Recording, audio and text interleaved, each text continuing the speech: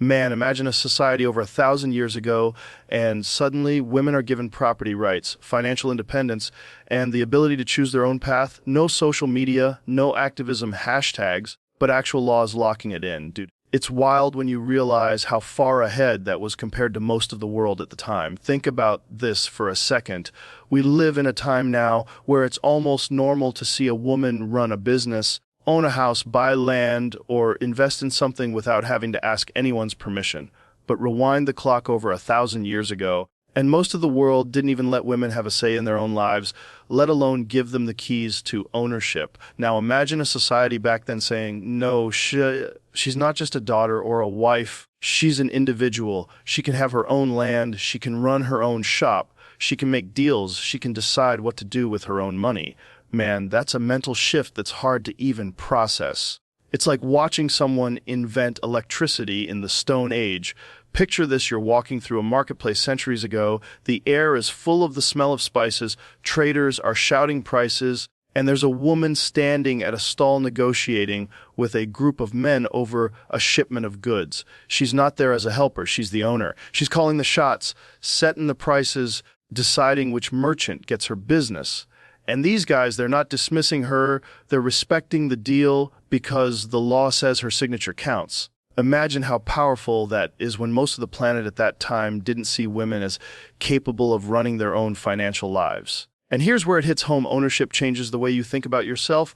When you own something, whether it's a house, a piece of land, a shop, or even your own small business, you walk differently. You don't feel like you have to depend on someone to survive. You know that if life throws a curveball, you have something real, something solid that you can rely on. Imagine a young girl growing up in that time, watching her mother manage property, rent out land, maybe even hire workers. What does that tell her? It tells her that she's not a background character in her own life story.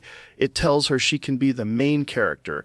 This wasn't just about money, it was about dignity. Because when you have ownership, you have a voice, and when you have a voice, people listen. In most of history, if a woman wanted to do something big, she needed approval from a man in her life.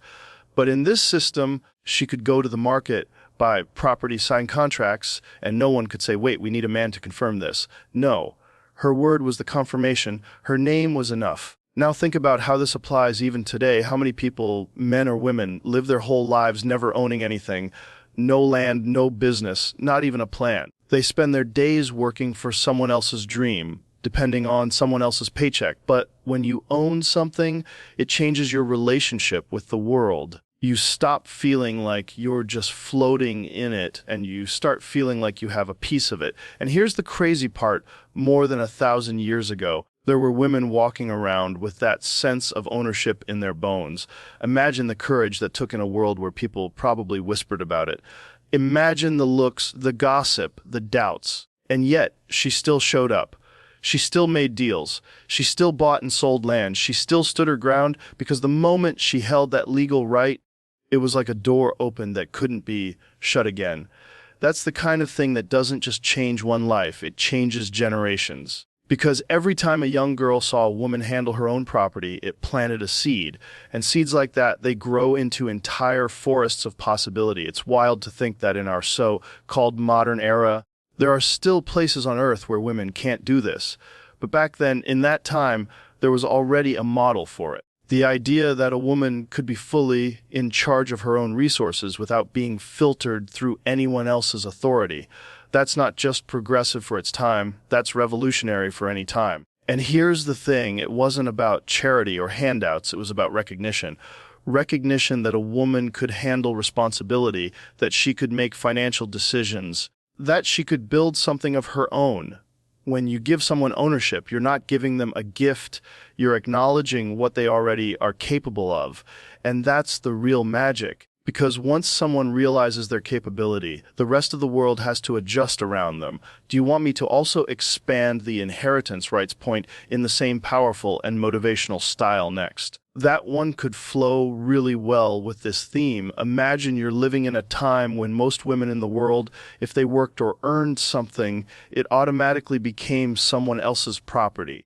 There was no concept of separation between her effort and his control. Now picture a society that came along and said, no, what she earns is hers. Her money doesn't automatically go into her husband's pocket. She can spend it, save it, invest it, give it away, do whatever she wants with it, and no one can tell her otherwise. Man, that's not just a rule, that's a power shift. Think about what that does to a person's confidence. If you've ever worked for something, really worked, stayed up late, put in hours, solved problems, faced setbacks, and then you finally get paid, there's a special kind of pride in holding that reward in your hands. Now imagine if the second you touch that paycheck, someone took it away and said, thanks, I'll decide what to do with it. How demoralizing would that feel? But here, over 1,000 years ago, there was a system where a woman's effort translated directly into her own control over her earnings. She didn't have to ask for permission to use what she earned. She didn't have to justify it. It was hers from the moment it reached her hand. Picture a merchant woman running her own stall in a busy market, maybe selling fine fabrics or rare spices. Every coin she earns that day doesn't get absorbed into someone else's account. It's hers to count, hers to plan for, hers to build with. Maybe she uses it to expand her business. Maybe she invested in land. Maybe she saves it for her children's future. Whatever she decides, it's her decision, and that's what makes it powerful, because when your decisions matter, your sense of self-worth skyrockets. And it's not just about money, it's about freedom. Financial independence is one of the most powerful forms of independence, because it means you're not trapped in situations just because you can't afford to leave. Even today, so many people, men and women, stay stuck in jobs they hate, relationships that drain them, environments that break them, simply because they have no financial control. But imagine a world where even centuries ago, a woman could say, this is my wealth, and I choose what happens to it. This kind of right changes the dynamics of respect too. When you bring something to the table that is truly yours, people treat you differently. They know you're not there because you have to be. You're there because you want to be. And that choice gives you leverage. Imagine a man knowing his wife's earnings are completely hers. He can't touch them unless she chooses to share. That creates a balance where generosity is voluntary, not forced. It also forces everyone to rethink the idea of partnership. In most of history, marriage often meant financial dependency for women. But this right flipped the script. Now, it could mean two financially independent people choosing to build a life together without one swallowing the other's identity. She could work, earn, and still remain her own person. In a way, it's like having your own oxygen tank while diving. You can go deep, but you're not relying on someone else to keep you alive. And here's the wild part. This wasn't about competing with men. It was about recognizing a woman's autonomy. It wasn't saying she had to keep everything to herself. It was saying she had the choice. Choice changes everything. Choice means you can give because you want to, not because you're obligated, and that changes the way generosity feels. It's the difference between being told to smile and actually feeling happy. This kind of rule also sends a message to future generations. A young girl growing up, seeing her mother handle her own finances, learns something deep without anyone having to tell her. She learns that what she earns is hers. She learns not to feel guilty for having control over her own work. She learns that her dreams don't have to be filtered through someone else's approval before they become real. Now picture a scene in a family home centuries ago. A man gets his pay for the day, and so does his wife from her own business. He counts his coins, she counts hers. They might pool them for a family goal, or they might keep them separate. Either way, there's no argument about who owns what because the law is crystal clear.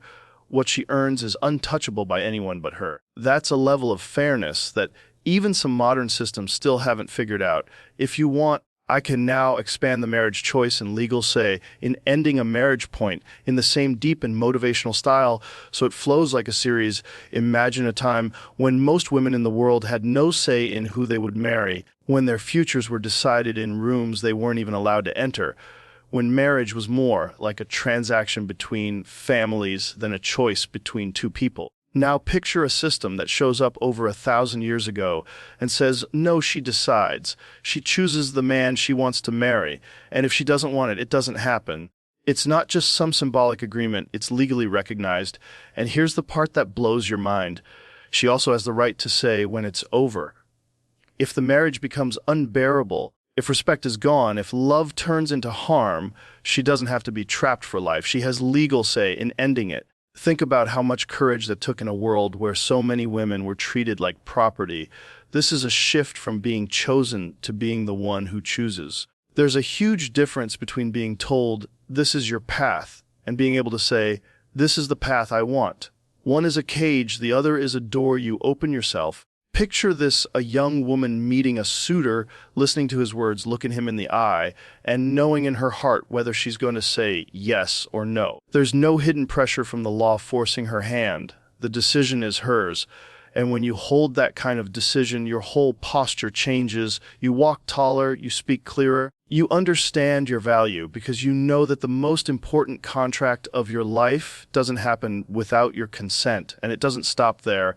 Marriage choice is one thing, but the ability to end it is something even more powerful. Even today, in so many places, people, men and women, stay in toxic relationships simply because they feel trapped. They worry about what people will say, or they don't have the legal or financial power to leave. Now imagine living over 1,000 years ago and having the legal right to say, this isn't working and I'm done. That's a lifeline, that's a parachute when the plane is burning. And the ripple effect of that right is massive. When both people in a marriage know the other one can leave if respect is gone, it forces them to treat each other differently. It keeps the relationship from becoming a prison. It turns it into a choice that has to be renewed every single day. That's what real commitment is. Not staying because you have no way out, but staying because you want to. This also changes the way society views women. When a woman can reject a marriage proposal or end a marriage, she's not seen as someone's possession. She's seen as an individual with her own standards. And that idea is contagious. Little girls grow up watching their mothers. Aunts and sisters exercise this, right? And it plants a thought in their heads, my happiness matters, my choice matters, my peace matters. Now put this into a daily life example. Imagine a man and a woman meeting in that time. He knows she can say no to his proposal. He knows if he treats her badly, she can leave. That knowledge doesn't just shape the marriage, it shapes how he approaches her from the start. Respect isn't optional anymore. Kindness isn't just for the first few months. Because she's not bound by chains, she's bound by choice. And choice is everything. Choice is the thing that makes love real. Because without the ability to leave, you never truly know if someone is staying for love or staying from fear. When you know they can walk away anytime but still choose to stay, that's when you feel the depth of their commitment. This right also gives women a safety net that's emotional as much as it is legal. It means she can step into marriage without the fear of being trapped. It means she can take a risk on love knowing she's not gambling her entire life on the outcome. And that's a kind of freedom that lets relationships grow without fear poisoning them from the inside. It's wild when you think about it. Over 1,000 years ago, there were women who could stand before a man and say yes or no without fear, and if they needed to, they could walk away with the law on their side. That's not just advanced for its time, that's advanced for any time. It's the kind of principle that, if more of the world lived by it even today, would completely change how we see love, respect, and partnership. Imagine a world where learning was treated like a luxury only reserved for a small group of people, and for women, it was often a dream they weren't even allowed to dream. In most places, knowledge was locked away behind the doors of tradition, privilege, and gender rules. Now picture a society over 1,000 years ago saying no, education is for her too. She has the right to learn, to study, to grow her mind just like any man. She can sit in a gathering and ask questions. She can read. She can write. She can think for herself. That's not just a cultural shift. That's a mental revolution. Think about what education really does to a person. It doesn't just give you facts. It gives you eyes to see the world in ways you couldn't before.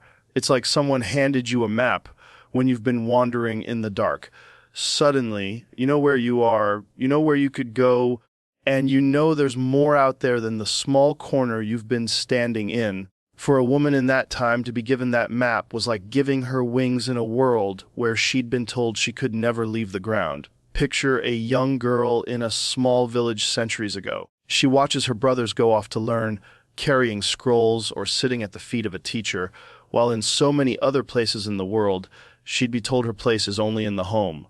But here, she's walking with them. She's sitting in that same circle, asking questions, answering them, pushing herself to understand more. And imagine the confidence that builds inside her, knowing her mind is just as sharp, her voice just as valid, her potential just as limitless. And here's the thing. Education doesn't just change the person who receives it, it changes everyone around them. When a woman is educated, she teaches her children differently. She manages her resources differently. She participates in her community differently. She's not just following what she's told, she's thinking about why she's doing it. She's making decisions with foresight, not just following the momentum of the crowd. There's a saying that when you educate a man, you educate an individual, but when you educate a woman, you educate a generation. And if you think about it, that's exactly what this right was doing centuries ago. It was planting seeds in women's minds that would grow into entire forests of change. Because knowledge doesn't die with the person who learns it. It spreads, it multiplies, it shapes the future. Imagine a woman running her own business in that time, not just relying on instinct or tradition, but using mathematics to keep her accounts, understanding trade laws to protect her interests, reading contracts so no one could trick her. Imagine her raising children who could see the world beyond the walls of their home because she could explain it to them. That's what education does. It opens doors you didn't even know were there. And here's a truth we see even today: the most dangerous thing to ignorance is an educated mind. When a woman can read, when she can understand history, science, philosophy, when she can articulate her thoughts, she's not easily manipulated. She can see through lies, she can stand her ground in debates, she can navigate life without being dependent on someone else's interpretation of the world. This kind of empowerment is quiet but unstoppable. No one can see the thoughts forming in your head, but once they're there, they change how you see everything. And once your perspective shifts, it's almost impossible to go back to the old way of thinking. That's why encouraging women to learn over 1,000 years ago was so powerful. It wasn't just about making them more skilled, it was about making them unshakable. Now picture a young boy growing up in that same society, seeing his mother or sister read and write, watching them speak confidently in public, seeing them be consulted for their opinions. What does that do to him? It rewires his idea of what's normal. It tells him women's minds are valuable. It tells him intelligence isn't a male trait, it's a human trait. And when boys grow up with that understanding, they carry it into the next generation. The beauty of this right is that it didn't just give women a tool for survival, it gave them a tool for influence. Education meant they could shape not just their own destinies, but the destinies of their families, their communities, their societies. And even now, when we think about the most transformative forces in the world, education still sits at the top of the list because it's the one thing that, once you have it, no one can take from you. Imagine a time when most women in the world couldn't even dream of owning anything after a father or husband passed away, when property and wealth automatically went to male relatives, leaving women vulnerable and dependent.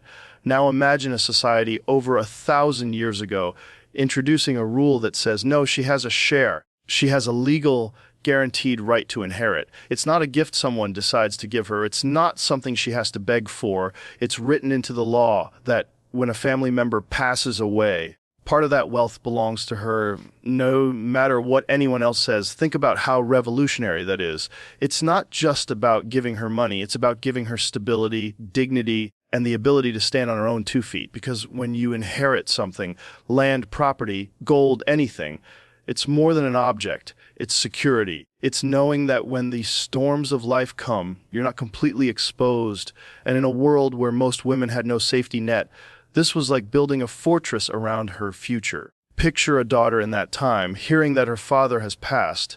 In so many other parts of the world, that news would mean the end of her comfort, the start of a struggle just to survive. But here, she knows something different. She knows the law says a portion of his wealth is hers.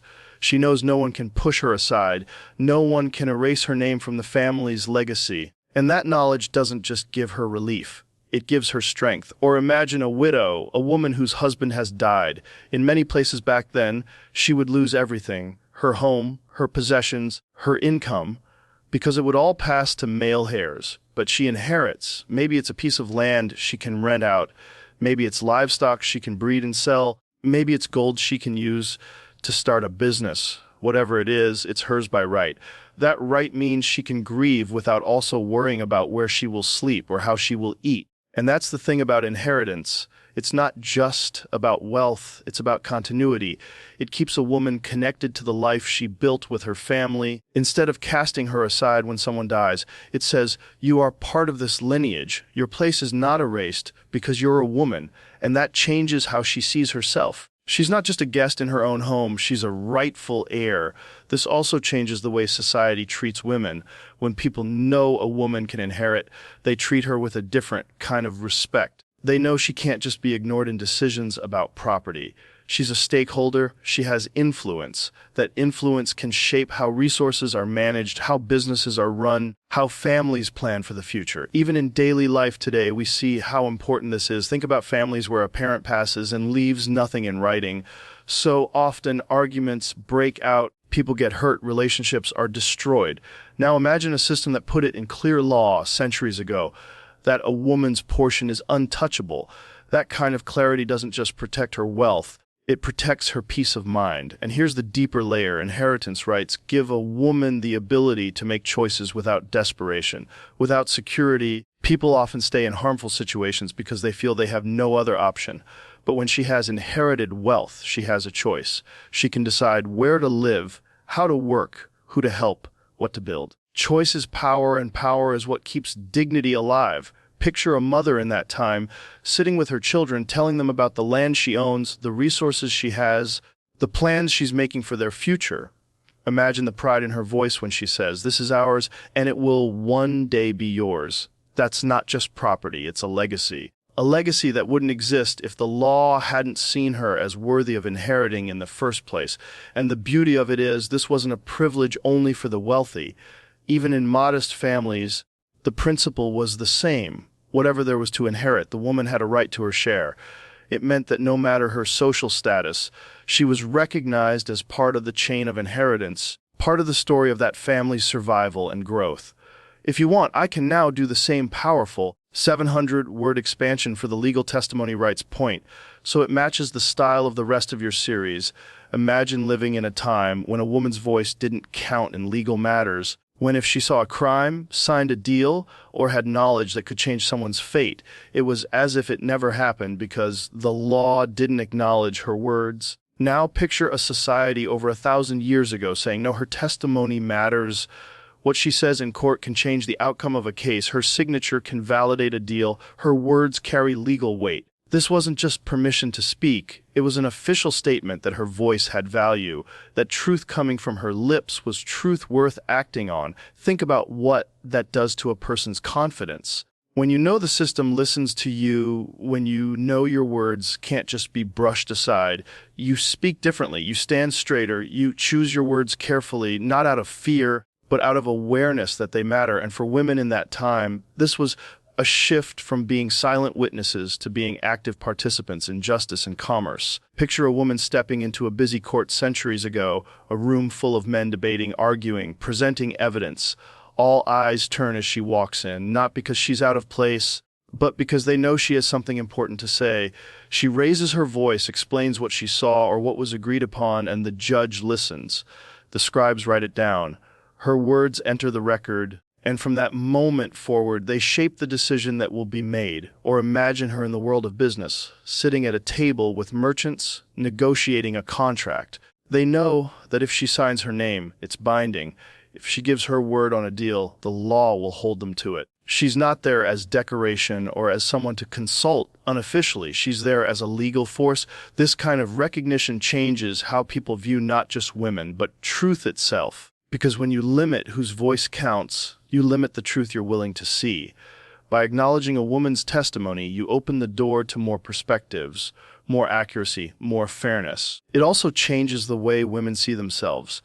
When you're trusted with the responsibility of speaking in court or validating agreements, you start to take ownership of your knowledge. You pay attention differently.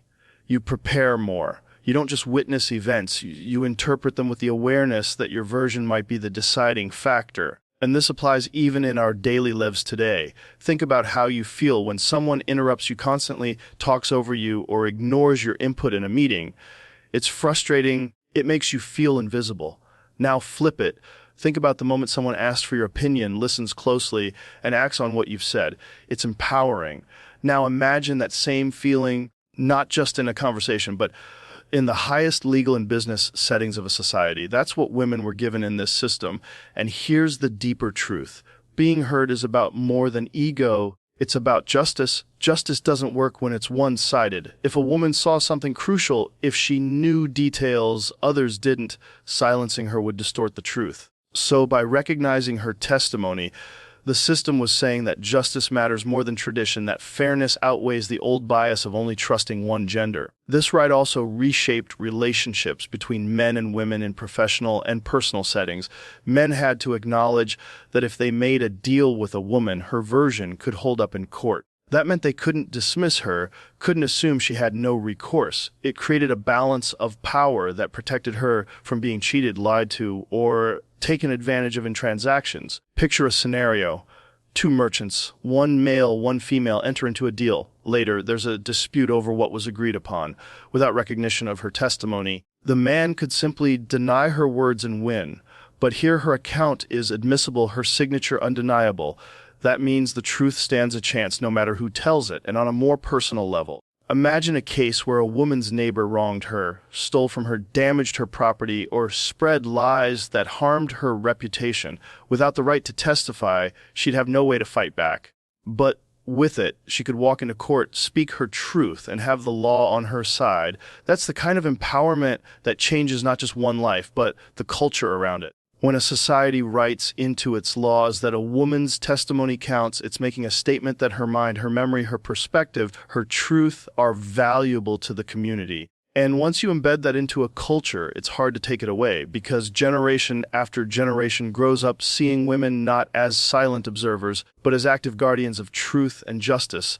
And when you step back and see the full picture, you realize this isn't just history, it's a blueprint for how empowerment works, for how dignity is built, for how freedom is protected. These rights weren't just words on paper, they were sparks that lit a fire in the hearts of women and men alike. And that fire didn't just warm the ones who held it, it lit the path for generations to come. The truth is, real change never comes from loud slogans alone. It comes from action, from laws, from principles that give people the tools to stand on their own feet. Because you can inspire someone for a day with words, but you change their life forever when you give them the ability to choose, to own, to learn, to speak, to be heard. Every person listening to this has to understand. Rights are not just given to protect you when life is good. They are given to protect you when life is hard. When the storms come, when the ground shakes under you, when people try to take from you what is yours, these rights are the anchor that keeps you from drifting into the dark. Think about your own life. Think about the moments you felt small, unheard, or powerless. Now imagine if in those moments you had the law, the community, and the truth on your side. How differently would you have walked through that storm? How much more fearless would you be today? This is why it matters, because when a person knows their worth is recognized, not just by a few kind people, but by the very structure of the society they live in, they move differently. They stop asking for permission to exist. They stop waiting for someone else to validate them. They stop apologizing for taking up space. You can take away someone's possessions. You can take away their title, but you cannot take away the fire in their soul once they have felt what it's like to be free. And freedom is not just the absence of chains.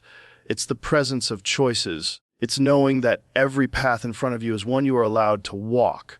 So the next time you hear someone say that progress is impossible, that the world will never change, remember this: over 1,000 years ago, in a world far harsher and more rigid than ours, changes like this were made.